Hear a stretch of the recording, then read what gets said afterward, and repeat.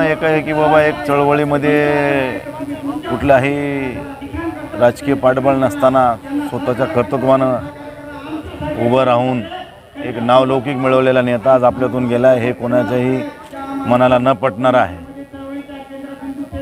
आणि शेवटी येणं जाणं हे नित्याचं आहे, ते भाग वेगळा, परंतु एका वयामानानं एखाद्या वयमर्यादा झाल्या आणि त्यानंतर एखादा माणूस दगावला तर माणसाला दुःख वाटत नाही। पण ऐन उमेदीच्या काळामध्ये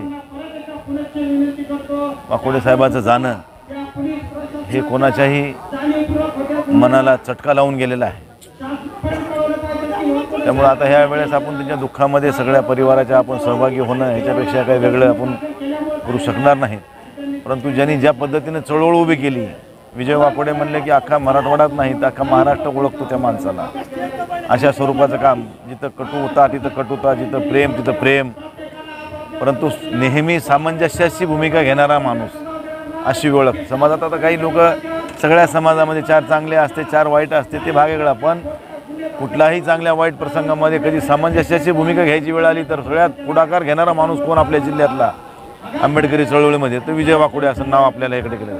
एक होते अगोदर गौतमदादा भालेराव आणि त्यानंतर कोणी जर पुढाकार घेतला असेल तर ते विजय वाकोडे साहेबांनी घेतला आहे। परंतु आता हे असं जाणं हे आपल्या सगळ्याला एक धक्कादायक आहे। या दुःखातून आपल्याला सावरण्याची ईश्वराला आपण या ठिकाणी शक्ती मागू।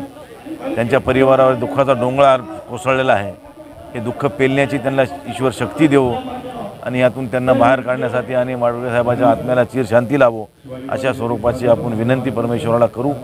एवढंच या ठिकाणी या निमित्ताने मी त्यांना भावपूर्ण श्रद्धांजली अर्पण करतो।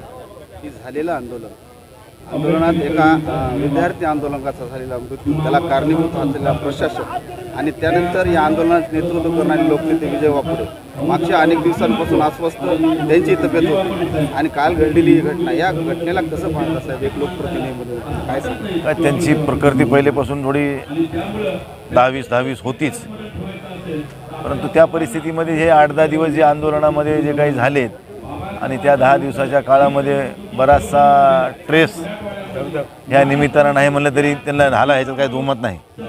ह्या चळवळीमध्ये जेवढ्यांनी काम केलं, ह्या आंदोलनात जेवढे लोक काही होती त्या प्रत्येकालाच थोडं नाही म्हणलं तरी टेन्शन होतंच। आणि त्या टेन्शनमध्ये मला वाटतं हे एखाद्या वेळेस ही दुर्घटना घडली बी असू शकते, नाकारता येत नाही, परंतु जे झालं आहे ते दुर्दैवी झालं आहे एवढं मात्र या निमित्तानं आपण सांगू। आज आम्ही एका चांगल्या नेत्याला मुकलोत, हे आमचं दुर्भाग्य असं या ठिकाणी या निमित्ताने। शेवटचा प्रश्न साहेब, शांतता आहे पण दगदग आहे, परभणीकरांना काय आव्हान करणार अशा परिस्थितीत? नाही, शांतता आहे पण दगदग आहे अशातला काही भाग नाही। आपण शांतता प्रिय परभणीकर आहोत।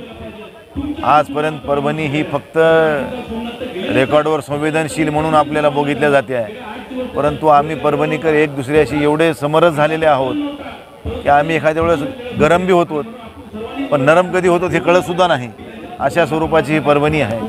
आणि त्यामुळं आता होऊन गेलेली घटना एखाद्या व्यक्तीने काहीतरी करावं आणि त्यानंतर त्याचा उद्रेक एवढ्या मोठ्या प्रमाणात होईल ही कल्पना कोणाच्यासुद्धा मनात नव्हती, परंतु ते होऊन गेली, कारण शेवटी तो विषय संवेदनशील होता आणि त्या अनुषंगानं जे काही घडलं ते वाईट घडलं, पण तो निश्चित तो रिॲक्शन होती आणि त्या अनुषंगानं जे काही होऊन गेलं ते होऊन गेलं। पण त्यानंतर काही कॉम्बिंग ऑपरेशन झाले, त्या कॉम्बिंग ऑपरेशनमध्ये काही लोकांना थोडी मारहाण झाली, ही एक दुर्दैवी मारहाण झाली, ही व्हायला नको होती आणि त्यामुळं सगळेजणच व्यथित होते। काही लोकांवर गुन्हे दाखल नेत्यावर केले होते, मग आम्ही शांतता कमिटीची बैठक सगळ्या नेत्यांनी घेऊन ते कॉम्बिंग ऑपरेशनही थांबवलं। गुन्हेगार यांच्याजवळ दाखल केले ते गुन्हे यांच्यावरचे रद्द करावेत, कारण हे पोलीस प्रशासनाला मदत करत होते। नवीन युवा पिढी थोडी अग्रेसिव्ह होती, त्यांच्या माध्यमातून काही गोष्टी घडल्या आहेत। हे सगळं निदर्शनास आल्यानंतर पोलिसांनी आणि कलेक्टर साहेबांनी सुद्धा की ह्यांच्यावर दाखल केलेले नेत्यांवरचे गुन्हे वापस घ्यायची भूमिका घेतली होती आणि त्यानंतर कॉम्बिंग ऑपरेशन थांबवण्याचा सुद्धा निर्णय त्या दिवशी झाला आणि एक चांगली बैठक झाली आणि सगळे त्या दिवशी आनंदित होते। डॉक्टर बी होते सगळे सोबत, सर बी होते। एक चांगल्या प्रकारच्या खेळीमाळीच्या वातावरणात बैठक झाली आणि एक मोठा दिलासा सगळ्याला या ठिकाणी मिळाला होता। परंतु नंतर पुन्हा हे रोज एक काहीतरी ते कॉम्बिंग ऑपरेशन नंतर जी घटना घडल्या त्यातून एक युवकाचा दुर्दैवी मृत्यू होणं ही मात्र एक घटना अत्यंत क्लेशदायक झालेली आहे। तिचा निषेध करावा तेवढा कमी आहे असं की नाही आम्ही तर म्हणेन। पण आता शेवटी या सगळ्या प्रसंगातून बाहेर निघणं हे सगळ्या आपल्याची जबाबदारी आहे. आम्ही आज जरी भांडलो तरी उद्या आम्हाला एक दुसऱ्याला समोर आल्यानंतर राम जय भीम श्याम सलाम आदाब करण्याचा एक प्रसंगच आहे. त्यामुळे आम्ही कटुता किती ठेवावी कोणाविषयी हे सुद्धा करावं. ज्या व्यक्तीनं घटना केली त्याच्या बाजूला राहायला पण काही लोकांना हाकनाक त्रास झाला हे सुद्धा आम्ही त्या ठिकाणी अधोलेखित केलं पाहिजे. यांना नाकारून जमणार नाही. त्यामुळं पण तेवढ्या सगळ्या गोष्टीला आवरून सुद्धा आम्ही सगळे आणखीनही सावरलेलो आहोत. पण हे धक्का एक त्या मुलाचा झाला आणि आज आमच्यातला लोकनेत्याचा एक धक्का दुसरा, हे न पेलवणारा धक्का आहे आजचा. त्यामुळे ह्या दुःखातून सावरण्याची सगळ्या आंबेडकरी चळवळीतल्या नेत्यांना सुद्धा ईश्वर शक्ती द्यावी एवढी मी ईश्वराला या ठिकाणी प्रार्थना करतो.